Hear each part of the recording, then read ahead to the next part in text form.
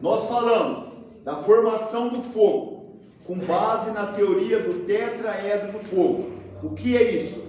O fogo, para ser constituído, precisa de 4 componentes: calor, combustível, comburente e reação química em cadeia. Para que haja reação química em cadeia, nesse momento, o combustível vai passar por pontos de temperatura. Ponto de fulgor, não tem gás suficiente para manter a chama.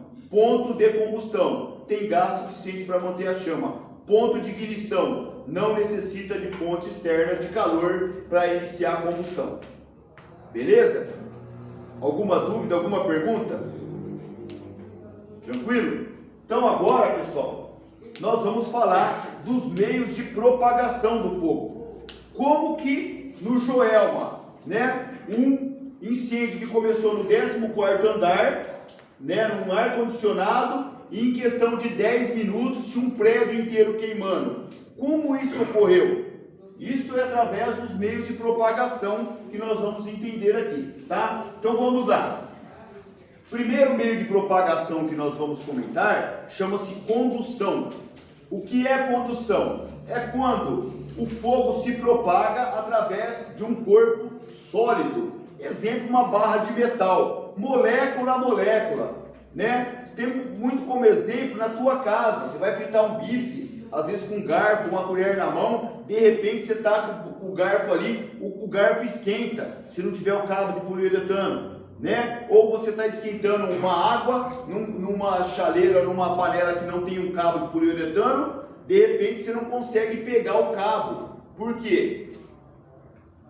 A temperatura dos corpos sólidos, né? Eles vão ser transportados molécula a molécula até que toda a extensão desse corpo ele se equipare, se equilibre na mesma temperatura. Então, se eu estou num ambiente que nem esse aqui, que eu tenho um conduíte de metal desse aqui, que ele passa por outra sala do lado, se começar a pegar fogo aqui, tá? Ele vai aquecer esse conduíte, esse metal.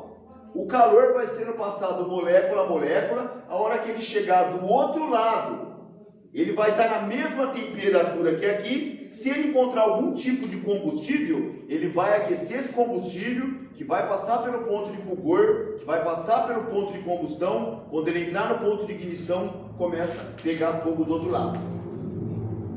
Beleza?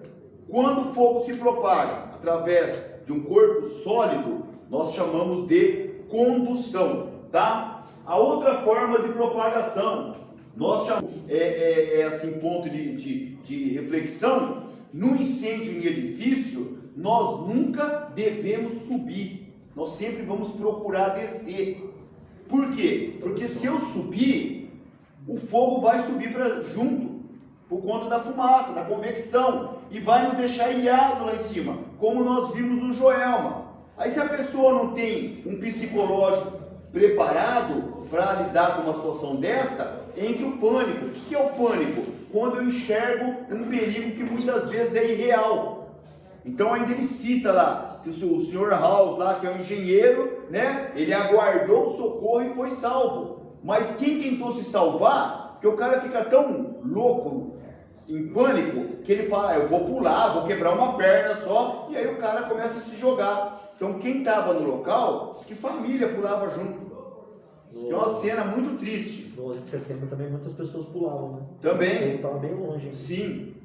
Por quê? Pânico, pessoal. Então, no incêndio, nunca vou subir, sempre procurar descer. Porém, se eu não tenho condição de descer, porque está tomado em chama, aí milagre não vale. Eu vou subir. Certo? Mas se eu tiver a possibilidade, vou descer. Outro detalhe, quando eu descer, eu nunca utilizo o elevador no incêndio vertical, tá? Se vertical é no prédio, eu nunca pego elevador, porque a primeira providência que nós vamos tomar é cortar a energia. Então sempre vou utilizar a escada. Se eu utilizar a escada de emergência, desço pelo lado direito. Se eu subo pelo lado direito, eu obedecendo essa regra de abandono, ninguém vai se chocar um com o outro na hora que a visibilidade estiver ruim. Se for escada em caracol, desço pelo interior da escada. Beleza? Tranquilo? Então, detalhe, né? Não vamos subir, não vamos utilizar elevador. E se tiver com dificuldade de respirar, mais baixo eu vou ter mais oxigênio, porque a tendência da fumaça é estar sempre por cima, porque ela é mais leve que o ar. Então embaixo eu tenho o ar um pouco mais fresco. E se eu ainda tiver a possibilidade de pegar um pano e até umedecer ele para hidratar as minhas vias aéreas, eu posso fazer também, porque senão, se eu inalar aquele ar muito quente, eu posso queimar as minhas vias aéreas superiores, que vai me levar a um quadro grave e assim até um risco de óbito. Beleza?